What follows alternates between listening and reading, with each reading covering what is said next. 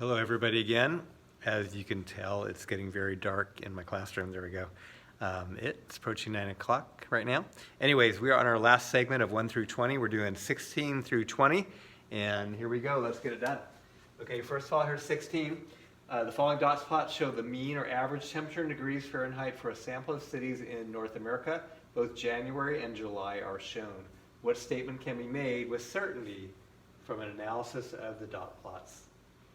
Okay, so here is our two dot plots shown. Okay, if you notice, this is fairly symmetric.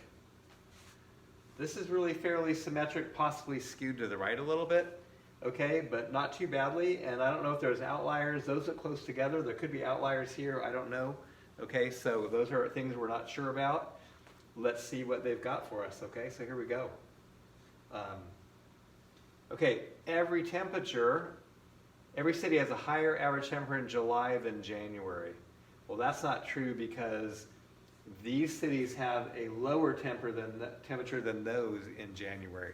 So that's false. The distribution of temperatures in July is skewed to the right while January is skewed left. January could be skewed right, certainly not left. Remember where it's stretched out, that's how it's skewed, okay? And then let me get my ruler here. Okay, this one doesn't look skewed at all. It looks fairly symmetric. So B would be false. Okay, C, there is more variability in the average temperature in January than July. Yes, there's much more variation in the temperatures in January than in July. They're much closer together there. So you're just looking at the range. The range is much greater. They're more spread out. There's more variability in January. So C is true. D, the median average temperature for January is higher than July. The median for January looks to be somewhere in there, and the median for July is there. July is definitely higher, that's false. And finally, E, there are no outliers for January or July. I don't know, these two look like possible outliers to me, so I certainly couldn't say there are none. So the correct answer there is C. All right. 17 coming up.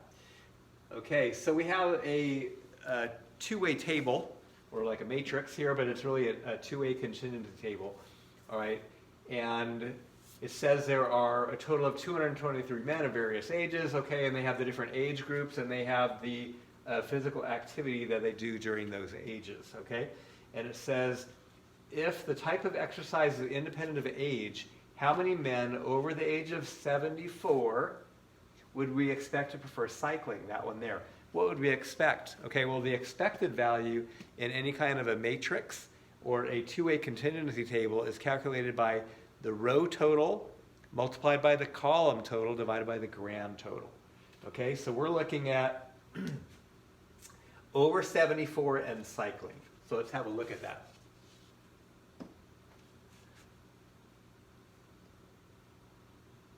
Okay, so again, expected value is calculated by row total times column total divided by the grand total. Men over 74, that's 14. Cycling, the grand total of cycling is 71. And then the overall grand total is 223. That'll get me 4.5. Let's take a look at that really quick. Okay, so we want over 74. Over 74 is right here. If I total that, that's 14. And then cycling, if I total those, I don't know what that is off the top of my head, but that's what it is on the other page there. And my grand total, they told me here, is 223. Okay?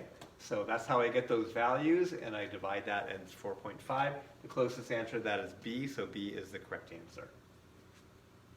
Okay? Let's go to 18.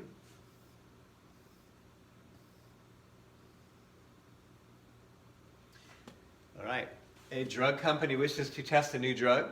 The researcher assembles a group of volunteers and randomly assigns them to one of two groups, one to take the drug and one to take a placebo.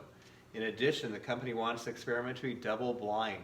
What's the meaning of double-blinded in this situation? Double-blinding always means the same thing. It means the person receiving the treatment doesn't know what they're getting. That's why they have the placebo, right? Because I get a pill and I don't know what I'm getting. And then it also means the administrator of the test, whoever is giving the pills out, doesn't know which is which as well. Okay, that's double blinding. Okay, So it's not volunteers in both groups are blindsided. No, that's not it. Volunteers in both groups, no again. Okay, neither the volunteer or the drug company executives know which volunteers are taking the drug, which are taking the placebo.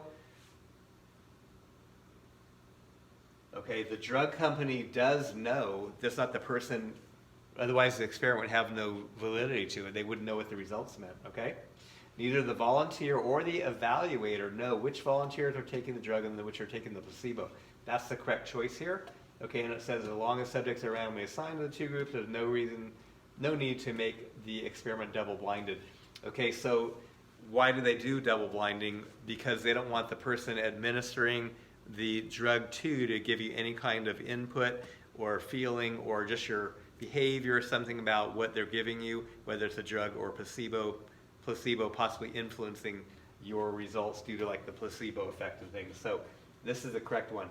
So remember that it's not that nobody knows. Someone has to know so they can compare the results and see which one will work better, all right? But it's not the whole drug company executives. They're the ones wanting to find out, right? So it's the evaluator, the person giving the drugs out that doesn't know, along with the person that doesn't know what they're receiving. So D, correct choice there. And number 19, a baseball recruiter visits a high school where a player has a batting average of .45. This means he gets a hit in 45% of his at-bats. What's the probability that a recruiter won't see a player get a hit until his third at-bat? Okay, I want to caution you on this one because they have this probability done here, okay? There's an assumption being made, okay? In order to calculate the probability of these events, in order to know how to do that, we have to assume that the at-bats are independent. Okay, to me, if I have 2 hits and then I'm going to my third at-bat, I'm a lot more confident than if I had 2 like strikeouts, I'm going to my third hit. So oftentimes that independence is questionable. They usually should tell you something here. And if they said as a choice that you cannot tell because events are not independent, or there's not enough information, that could have been the right choice here, okay? But that's not one of our choices, so we're making an assumption that they are independent. So let's have a look at that. Remember, the batting average is 45. In other words, 45% of the time, they get a hit.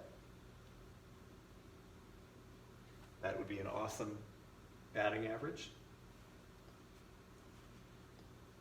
Okay, here we go. We're assuming the at-bats are independent events. Okay, if events are independent, then we have this probability rule that the probability of A and B occurring would equal the probability of A times B.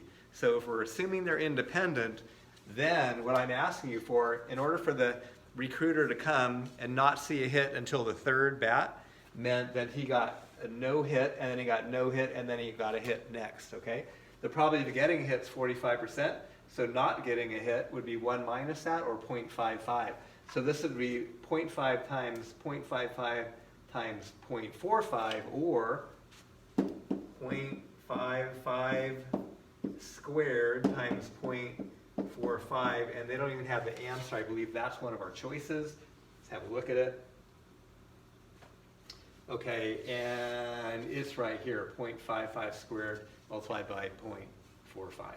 2 of those, and then I got a hit. Okay, and that would be considered a geometric probability. The probability of something occurring for the first time on the third attempt. Okay, all right. These others are binomial. That says you got. This would be getting 1 hit out of 3 attempts, but that could be in any order. That could be on the first one, or the second one, or the third. 1 total. Okay, we're looking for not a hit, and a hit specifically. So these binomial ones do not calculate that. It's correct choice is B up there. Okay, and that's number 19. Let's go to number 20. Okay, the following graph shows the vitamin A content for 23 types of fruit. What's the best measure to describe the center of this distribution? First of all, measures of center, well, those are the mean or the median. Standard deviation, interquartile range, and range, those are all measures of spread. Okay, so we have a choice between the mean or the median. This distribution here is obviously skewed, stretched out way on the right, so this is skewed to the right, okay?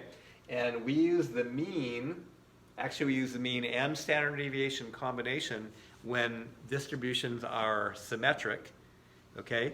And then if they're skewed, okay, then we don't use the mean because it gets pulled and it would sound like the average is like maybe 1,500, and there's not even anything there. So that mean doesn't do a good job of representing the data when it's skewed. Okay, so skewed data, we use the median, and that gives a better representation, excuse me, and the median always goes with the IQR. Okay, they also have, I believe, there we go, I'll go with this here, whoops. There we go, they have the range, that's another measure of spread. That really can go with anything, but that's less telling usually than the other ones. Okay, so let's have a look what I wrote over here. For 20, okay, measure of the center are mean and median. Median is chosen when it's skewed, mean is symmetric. Ours is skewed heavily, so the median is the correct choice for that problem. All right, the others are measures of spread, and I put down here what I just mentioned. The packages that go together, if it's symmetric, we'd use the mean and standard deviation. If a distribution is skewed, I would choose the median and the IQR as a measure of its spread.